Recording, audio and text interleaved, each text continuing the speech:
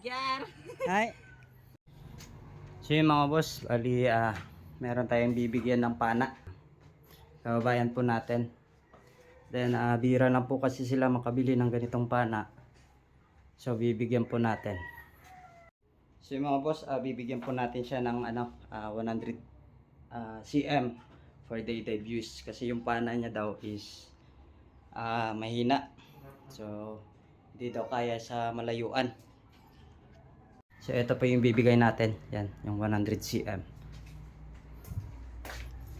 So alam ko magagamit niya to kasi marami daw siyang nakikita mga malalaki, kaso nga lang kapag tinitira niya hindi po tumatagos yung pana niya. So let's go mga boss, ibibigay po natin to.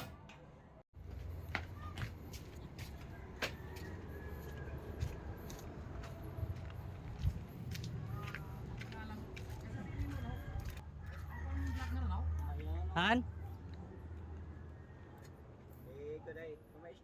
Han? Gamita? Gamitin nyo rin?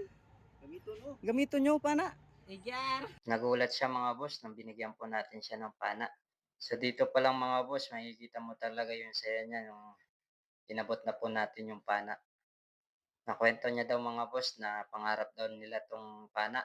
Kaya nga lang hindi nila ka-afford. Di okay lang, gamitan nyo lang. Gagawar, namito na. Ha? Kaya nyo i-load run? Dito mga boss, tinuturoan na po siya kung paano mag-load. Kasi nga po, first time nilang gamitin ganitong pana. Kaya tinuruan po muna natin. Testing ebe? Isorti mo ha. Anduman, abi mo na nag. Dumana ni mo ran. Sa Jan Cobra. Oy, atong tayo warang-wara. Oh, gago ka. Abu. Mugali. Bukon. Kumukulan. Kaya ran. Gago. Bagay pag pana, masigoon si Pasi may lapsot na akong lawas ran. Ay, gidi yo. Apo. Dia.